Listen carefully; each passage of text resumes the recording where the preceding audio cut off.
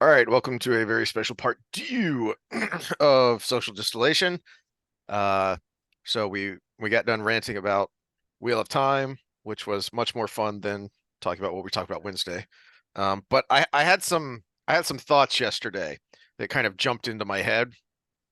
When I I'd watched a few things going into it, but I wanted more of my own ideas and the chance to make my own impressions and things. So I went back and I was watching some videos that I'd had queued up and was waiting until I'd actually seen the movie.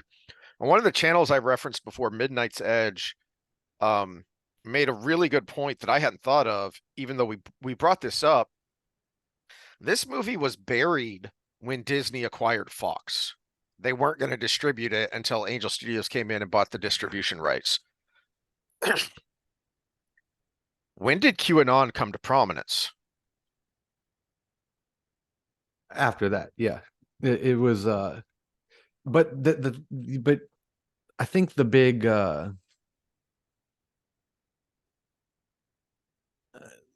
hole in that story is prominence and existing are two different things. Right, but Yeah.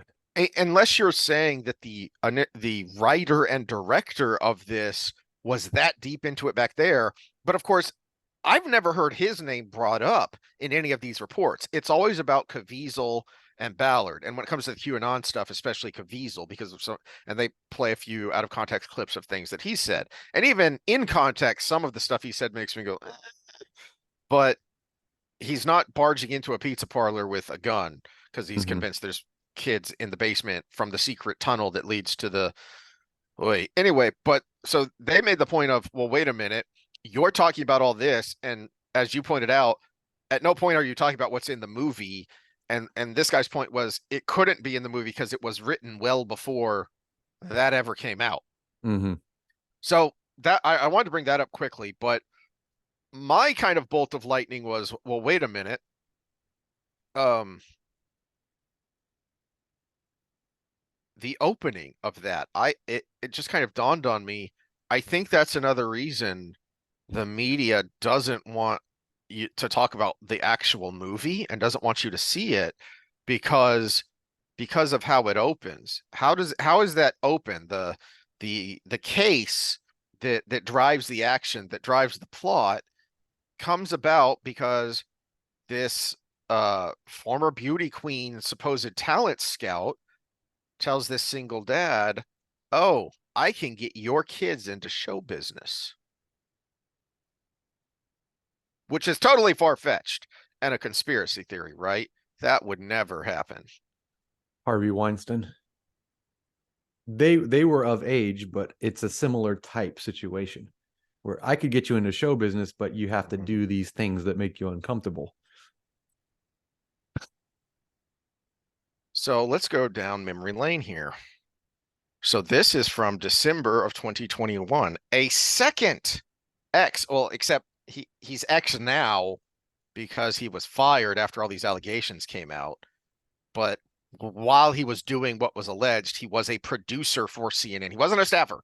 He was a producer for CNN, and he's the second one to have serious allegations involving potential juvenile victims. Uh, the probe appears to be tied to a report by Project Veritas that alleges Salibi solicited nude photos of a 15-year-old girl. Uh, and I don't remember if it was this one or if it was the other producer whose allegations were uh, getting the mom and the daughter to go along with some creepy grooming, almost cult-like weirdness. Um, and this is a CNN producer.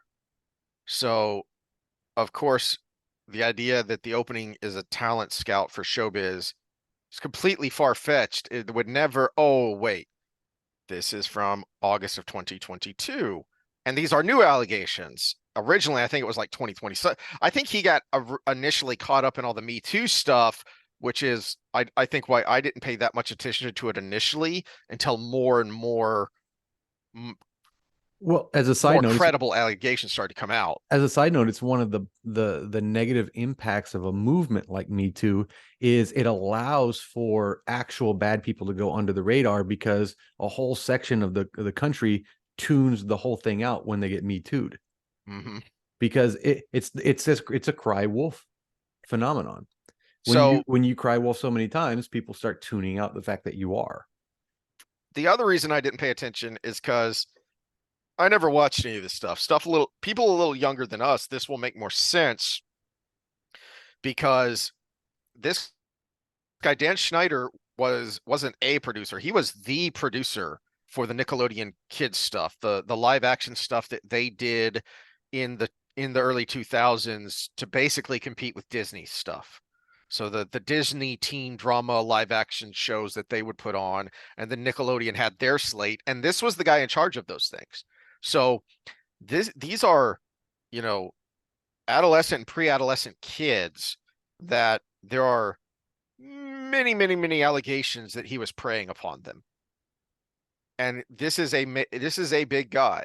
So but that is just an incident that, oh wait, does anyone remember this? This is 2020, and I think he started talking even before that. Which is why he That stopped getting roles.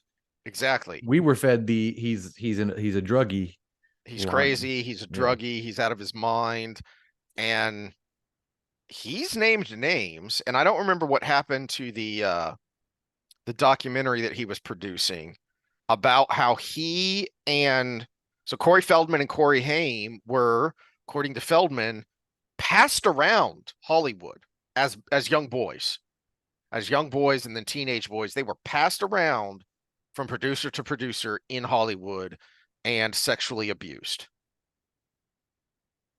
This isn't new, and this isn't conspiracy, and this isn't far-fetched, and this isn't, I mean, for crying out loud, I could have brought up a Roman Polanski article from the 70s, but I didn't,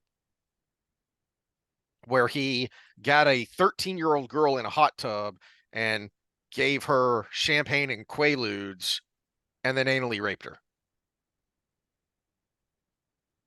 And he gets standing ovations at, and the reason I brought up the Rolling Stone article of the rape of two Corys is I didn't bring this up, but you remember the show Cuties? Yeah, Rolling Stone defended that. Yeah. Rolling Stone defended that. Um, and then real quick, so this clip just popped up while I was going through stuff, and I said, "Huh, what's this?" Yeah, that's And the director of the thing I said to watch with mhm. the harvesting. But so I didn't know who this guy was initially, and then I was going, "Oh wow, so this is that thing. Is this or I was thinking, is this that thing that Sam was talking about?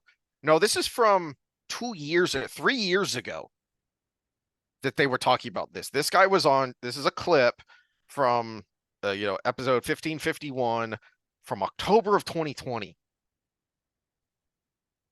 How is this a right-wing conspiracy? How is this craziness when people have been talking about this for years and trying to get mainstream media attention for years? And the other final nugget here. This is from a Substack from a guy I've referenced before called Kanekoa the Great. Uh, he's a good follow on Twitter and on his Substack as well. And the headline: What do Hunter Biden, Ghislaine Maxwell, and R. Kelly have in common? Federal sex trafficking. Now, granted, the report that he's citing here is from a group that is a right-wing group led by a former Trump staffer. But they're simply using the data that is available to the actual Justice Department, who's doing nothing. And they're using the laptop from hell, which the woman who wrote that book and runs that website, she's a journalist, a former mainstream journalist, not a pundit, but a journalist, an investigative journalist. And now she's a right-wing lunatic because she's putting out all this stuff about the laptop. Well, this group called Marco Polo They released this 630-page report with 2,020 citations that fully document 459 crimes committed by the Biden family and their business associates. And again, this is all from that laptop for which they provide screenshots. And so he has the links here if you want to go to the entire report and look at the screenshots. And I have yet to find anyone who says those are completely manufactured. That is completely false. What they do is they smear the messenger. I have yet to hear someone actually attack the message from the left, from the mainstream news. So they have all these screenshots and citations, and a naked Hunter Biden smoking crack and taking a leak in the shower. How lovely. And then when you get down to the conclusion of the article here, they cite the specific sex trafficking law that Hunter Biden violated An in awful those small square screenshots. they got for him there. Yeah, yeah, but we digress. So they cite the US code, the code that, to their point, was not the entire, but part of the convictions for Ghislaine Maxwell, who I believe got 20 or 30 years, and then R. Kelly got 20 or 30 years for violating this same thing. That if you solicit someone to cross state lines to to perform an illegal sex act involving the exchange of money, that is sex trafficking. And it cites the specific codes here.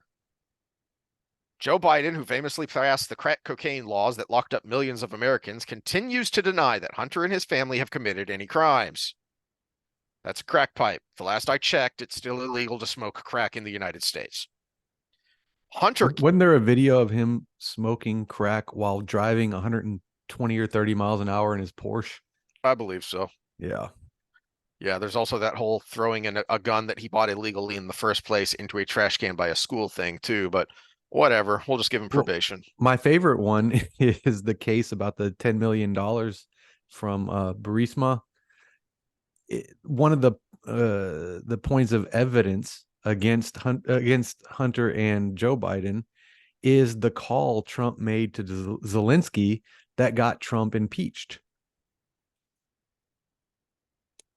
It's almost like they're accusing you of doing what they're doing. Well, it's almost like you have to actually, say if one is real, the other has to be real too. Mm-hmm.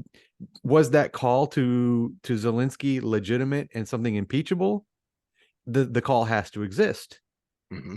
And so now we get down the line when they're saying, well, this is evidence against the Bidens because it was evidence against the Bidens. Your only argument is that wasn't true. Well, they both have to be true or they both have to be false.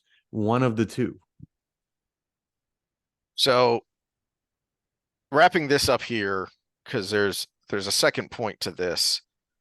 So Hunter fully documented his violations of the Mann Act, which was the act that they cited there with the U.S. codes that put Ghislaine Maxwell and R. Kelly behind bars for decades. Marco Polo's report documents Hunter Biden violating the Mann Act on 6 separate occasions. Now, this isn't actually, when I went looking for this, because I remembered this when I had this bolt of lightning moment. That's just for his violations. The Mann Act is violations within the U.S. soliciting and paying for sex workers to cross state lines and perform prostitution. That is a federal crime. All right, but here's the added wrinkle, and here's how this ties into, boy, isn't it curious who's attacking Sound of Freedom and why. This connects in to that scene that we spent so much time talking about of Vampiro explaining his come to Jesus moment when he realized, oh my gosh, I just had sex with a 14-year-old who's been prostituting herself for 6 years because she's been a sex slave that long. No, 8 years. 8 years. 8 years. Yeah. She was 6 years old. She was 6 when she started. Very frequently, that's how sex workers start. And so, yeah, well, I didn't have sex with an underage girl in Russia or Thailand or wherever. Okay, well, maybe not, but that doesn't mean she wasn't a sex slave. And that doesn't mean she didn't start when she was a child. And there are allegations backed up by the laptop of Hunter soliciting escorts in Moscow from someone who is a known sex trafficker. Meaning that even if the dang it cat, even if these prostitutes that Hunter solicited in Moscow were not themselves um, minors, they probably started that way. And even if now they're free, they probably didn't start that way. Hunter gave money to a known sex trafficker. And I believe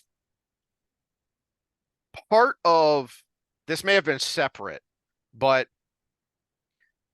relatively recently, sex trafficking laws have been expanded to give the United States jurisdiction if you go overseas to perform to participate in a sex crime that is a crime here in the United States.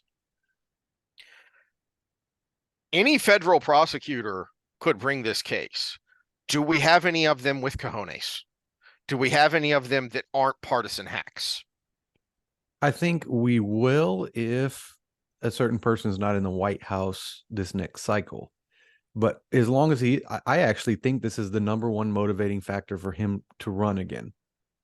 That he knows he has protection as long as he is in that seat, because it would be so socially disturbing to the world for we see all this stuff about impeaching presidents and everything, but other than Nixon, when name a time of all the deserving people, right? Of the deserving people, none. The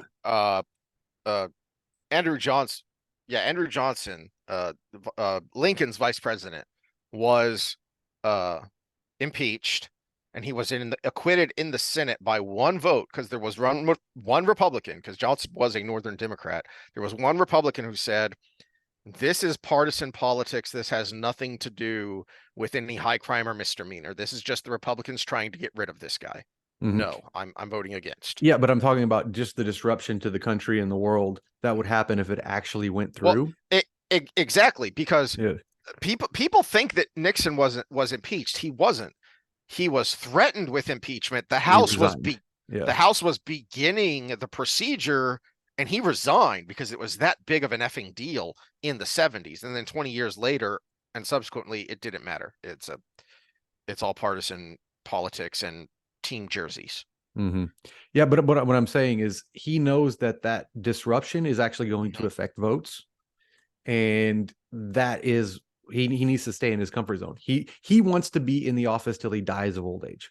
Well, but I think even I think some of my annoying friends would say, "Oh, well, you can't have it both ways. He can't be a senile old man who's a puppet." Well, sure he can.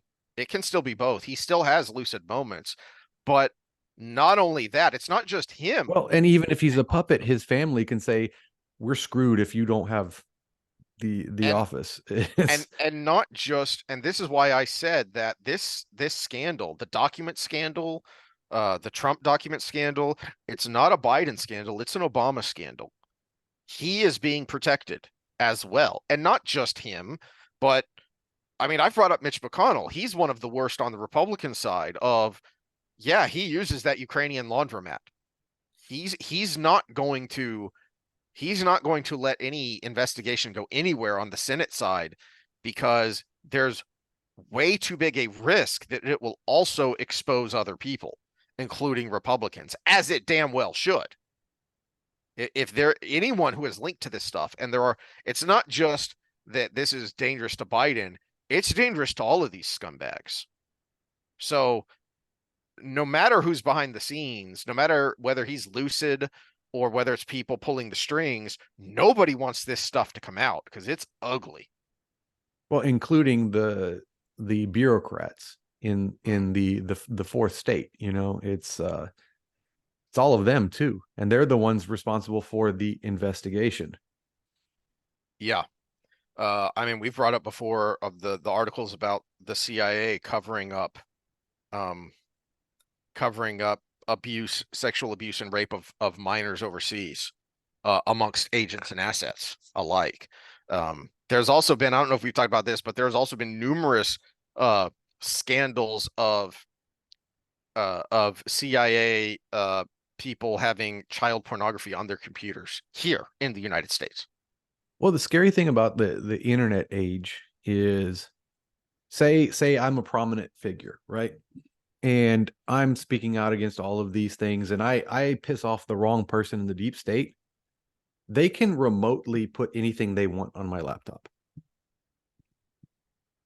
And a sting comes in, they take my laptop before I can check it, and all of a sudden have all this stuff on there. And this is the part that scares me. It's just like deep fake videos and voices and stuff. Is if you're that prominent figure that is I don't know what checks he has, but someone like Rogan, if the government really wants to take him out, they can remote hack one of That his devices. And this is why the Snowden revelations were so annoying at the time, because people got hung up on the specifics, and the people who were making the noise that should have been paying attention to are the ones who are saying, "Oh, wait a minute. If the government has this ability to access your device anytime it wants and look at it, what's to stop them from accessing it to put something on it?" well, I'll tell you a personal experience. Was it 3 years ago, 2 years, 3 years ago, my Facebook account got hacked. And it was because someone showed up on my friends list, which what they do is they take deleted accounts that you still have on your friends list, and they basically use that account because they can hack into that unused account very easily, and then they message you through that. And I was like, who the fuck is this? And I clicked on something, and it started propagating messages in the chat that we were having a conversation as we're going forward. And I immediately went and changed my password, and they stopped. And but yeah, that's an example of some rando from Nigeria freaking getting into my account and creating something that looks damning. Hmm. And because Facebook's attached to your phone number, which is what got you off Facebook, Hmm. it started texting me, I've got all the evidence I need to take you down, blah blah blah blah, send us this money.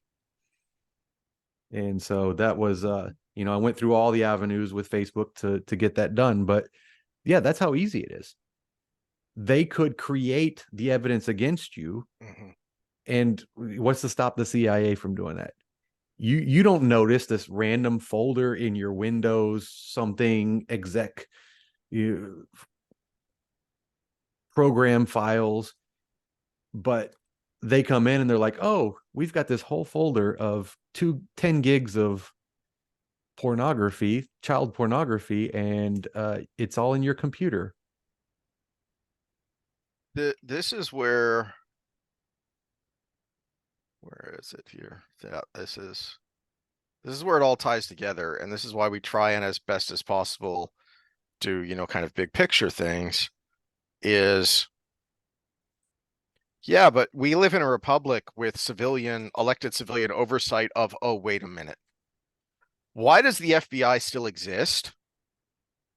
Well, you have a department with this much power, and at this point, zero congressional oversight. When you have them brazenly telling their investigators, yeah, don't cooperate with Congress. Excuse me? This goes back to what we ranted about a few weeks ago when you brought up the FBI whistleblower. Was it on Timcast? Who, the guy who said his breaking point was when he was told, when he Valuetainment. valuetainment. Yeah. His breaking point where he became a whistleblower is because he was called in and he was told to do this thing, and he said, well, I took an oath to the Constitution. That's a violation of that oath. Your priority is to the department. I, how much more clear does it need to be before we say, why does this even exist anymore? Because this is a completely out of the control. And do you think it's just the FBI? Do you think it's if you're, if you're a big time, Snowden Oliver Stone type guy, and the NSA is the worst thing that ever existed on the world, fine. Do you think it's just the NSA? Well, my thing is, what more do you need to say this is a totalitarian government? Because you take every totalitarian government, there is one thing they have in common, whether it's communist, whether it's fascist, whether it's just straight up dictatorship, a rebel dictatorship, whatever. They all have control over the enforcement arm of the government. Mm-hmm. That's it. That's the Uh, one thing they all have in common. Their motives are Unimpeachable all different. control. Not Yeah, just control, but unimpeachable, unassailable control. There is no check on that power. We supposedly have a system of checks and balances, and if those checks are all gone, there is no balance. I guess So the when are easy we way going to to do say something it about is that? every totalitarian government is above their own law, Mm-hmm. and that's the case here. They're above the law. Yeah. They make Um, statements that nobody should be above the law when they're going after Trump. yes. Which, you know what? If he's guilty, I hope he goes down. But also, I want the same Right. standard applied to everyone else. So then what are we going to do about Biden and his boxes of documents that were just Mm-hmm. sitting in his garage next to his Corvette? Cool. Now the next guy, and then the next I'm guy, more. and then the I'm next actually guy. more concerned about the bribes when he was VP than the documents in his garage. Realistically, Well, I suspect the documents connect to that because the report was that the documents mostly had to do with China and Ukraine, which is where he's alleged to have done all his shady deals to get millions of dollars. yeah. So my suspicion is that they connect. I know you're fans of Whitlock. You're a fan of Whitlock. His buddy with Outkick, Clay Clay Travis. Clay Yeah. Travis has been fighting with Cuban on Twitter for forever, and I guess my little voice is not big enough for my little tweet to get to their because they have people. They're not Yeah. Yeah. tweeting Yeah. themselves. They have people, and I'm just like, why aren't you just saying the thing that Cuban needs to be asked? Hashtagging both of them. Uh, Cuban makes more money from China than he does from the US because the NBA makes more money from China than they do from the US. Mm-hmm. That's the thing that links this all together. All these little things you're fighting about, Cuban is actually happy you're making these statements that he can rebut with his stupid counterpoint because the answer is I don't care Yeah. because Cuban is one of the best businessmen in the country and he makes more money from China than he does from US audience. Basketball, that's why the NFL is kind of like a soft woke Yes. because they make most of their money in the US. They actually have to respond to their consumers in the Mm-hmm. same way that Bud Light, Anheuser-Busch is going, holy crap. Well, Mm-hmm. yeah, who do you think drinks your beer, morons? Yeah, and they thought they could put out the campaign that you can't drink Modelo either because it's Anheuser-Busch, not in the United States. Antitrust lawsuit. They had to pick one country that wasn't Anheuser-Busch for Modelo. Modelo is independent in the Oh, United that's a States. relief. What about Uh, Dos Equis? That's usually my Anheuser-Busch. go-to. Curses. All right, I'll have to find a new go-to. Hey, Um, Shiner there. Blonde, Shiner Bock, Shiner Light Blonde. Let's end on a happy note. I found a really good local because most like small microbrew local things are like IPAs, which we hate, except for like one or two that I found that are okay. This Oh, is I not an saw IPA. something worse. Oh It no. was a non-alcoholic IPA. I was like, the only thing good about an IPA is the high alcohol content because it tastes horrible. But this guy in his I don't taxi get it. cab hat was drinking it. So So I don't know how much they distribute because I found it on tap when I went to the Nerdrotic meet and greet a month or so ago, whenever that was. Um, Manhattan Project. It's a local brewery here in the DFW area. I don't know how far they distribute, but they were on tap there at this uh Farm and Feed was the name of the place, and they had it on tap at the bar. It was the best beer I can remember having in a very long time. I'll go I think the to Yard House. They have like 120 beers on tap. If they don't have it, then it's probably not available around here. Yeah. Yeah. It's called Manhattan Project. The one I had was Wise Monkey, and I think it was like a Belgian style wheat. Nice. So yeah, What is the one I have? I have glasses for it because I liked it so much. Victory Monkey, I think. Yeah, it was really excellent. No, I went to a kind of a craft brew house, Nobi. It's a Vietnamese food and craft brew place. It's Ooh, really okay. We'll go to it next time you're here. well, we'll have to. Yeah. And there was this hipster Oh, sitting next to me, and he was recommending all of these things. And every time he'd recommend something, I'm like, that's good. And he's like, great, it's discontinued. I'm like, quit recommending discontinued that's what things to happened to me me. when you sent me that picture of that beer that's aged in gin barrels. And I showed the picture to the guy at the place I go, the Total Wine and More that I That go was to because it's discontinued close. too. I didn't know Yeah, that. he said, "Oh yeah, that's great. Good. You have any?" No, they discontinued that a few months ago. What Damn was it. it? Ginned up. Yeah, ginned up. Yeah, Yeah, that was yeah, the name of it. yeah. All right. Well, we'll end on a quasi happy note of good beer, and you've got to go back to work, and so do I. So we will see y'all next time, which will presumably be Wednesday for us to rant about more things. All right. Well, You we'll see have you any again the idea next what we're ranting time. about? No, no, no. I'm glad we ended on beer because that's kind of like if I was to be single again, that would be my cutoff for females anyways. Because if I can't drink with you, I am not supplying alcohol to minors because that's actually a bigger charge than a lot of other things. That's So true. so yeah, 21 is it would be my cutoff there, which still sounds creepy as a 43-year-old, but you Yeah, you brought that up last time where you were talking about the bachelor party with the little coquette girl there, and I was thinking I'd say something, but I can't because my wife got asked for a hall pass at the middle school. yeah, which I don't know where to go from there, but I know. for my part, Such I a I dirty like old man. mommy boobs, so it's that's kind of my thing. Uh, you don't get that with. I'm with Ron White. I like all of them. All right, roll them up. Oh, I will still, I'll still All go right, that let me route. But see if them. you're going for a preference, there's a difference between a Yeah, preference yeah, and what yeah. you will accept. There's totally different. Like I will drink a bad beer if it's a free beer, but I will pay good money for a good beer. That's a good point. It's All right. Well, hopefully we can talk about as things as as we fun as beer digress. next time. We'll see y'all then. All right, later.